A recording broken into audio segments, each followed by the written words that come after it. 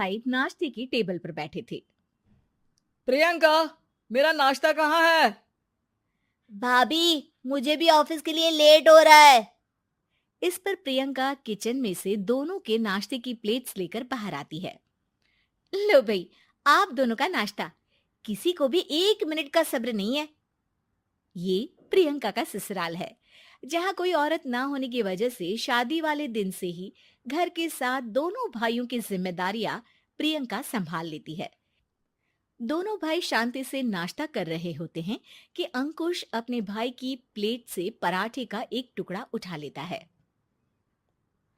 आपको पता है ना, मैं खाना शेयर नहीं करता, फिर भी मेरे प्लेट में से खाना जरूरी है क्या? अरे हद हो गई है, मुझे नहीं खाना अब। अंकुर गुस्से में नाश्ता छोड़कर टेबल से उठ खड़ा होता है। अरे, ये कैसा बिहेवियर है अंकुर? एक टुकड़ा ही तो है। एक हो या आधा, मुझे भूख लगी है तो ये सिर्फ मेरा ही है। उसे भी किसी के साथ शेयर करने बैठा तो भूखा नहीं रह जाऊंगा। अरे बाबा ठीक है, अब इस पर भी लड़ाई। दूसरा बना देती हूँ, पर प्लीज ऐसे खाना बीच में छोड़कर मत जाओ।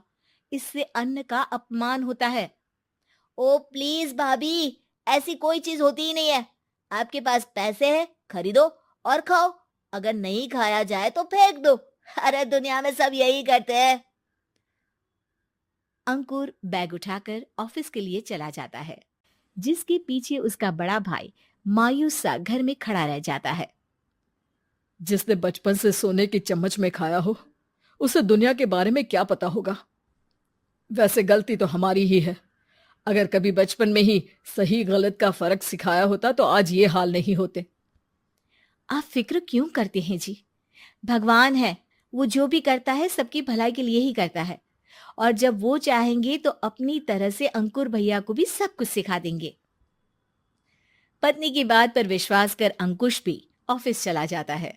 सुबह से दोपहर होती है और अंकुर लंच करने ऑफिस के पास वाले रेस्टोरेंट में पहुंचता है, जहां वो एक साथ बहुत सारा खाना ऑर्डर कर देता है। सर, क्या कोई आपको ज्वाइन करने वाला है? नहीं तो क्यों? अब कुछ नहीं सर, ऐसे ही। वेटर चला जाता है और कुछ देर में अंकुर का ऑर्डर लेकर वापस आता है, जिस पर अंकुर सब डिशेस में से थोड़ा थोड़ा खाकर बाकी ऐसे ही छोड़कर बिल देकर चला जाता है। वाह भगवान, तेरी माया। कहीं कोई एक एक टुकड़े के लिए तरसता रहता है और ये 5 लोगों का खाना ऑर्डर करके एक का भी पूरा नहीं खाते। पैसे वालों की माया।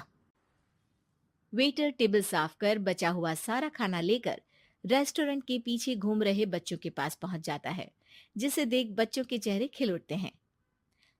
वाह, आज इतना सारा खाना आया। थैंक यू भैया। भगवान आपको खाने की फैक्ट्री बना दे। अगर ये फैक्ट्री मेरी होती तो तुम लोगों को कभी किसी का झूठा बचा हुआ खाना नहीं खाना पड़ता। चलो तुम लोग खाओ, पर ध्यान रखो किसी को पता ना चले, नहीं तो मेरी नौकरी चली जाएगी। इसी के साथ दिन बीतता है और रात को दोनों भाई एक साथ घर पहुंचते हैं। कुछ देर में सब डिनर करने बैठते हैं, जहां अंकुश अंकुर को समझाने की कोशिश करता है। अंकुर, अगर हमें लाइफ में सब कुछ मिला है, इसका ये मतलब नहीं कि तुम उसका गलत फायदा उठाओ, बल्कि तुम्हें उसकी मदद से दूसरों को भी मदद करनी चाहिए। भैया, जिनके पास नहीं है उनकी वजह मैं तो नहीं ना। और ऐसे बहुत लोग हैं जिनके पास सब कुछ है। इसलिए अगर मैं एक इंसान कुछ नहीं करूंगा तो कोई फर्क नहीं पड़ने वाला।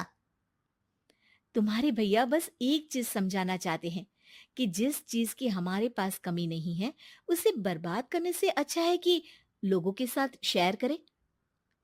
इससे हम सिर्फ सामान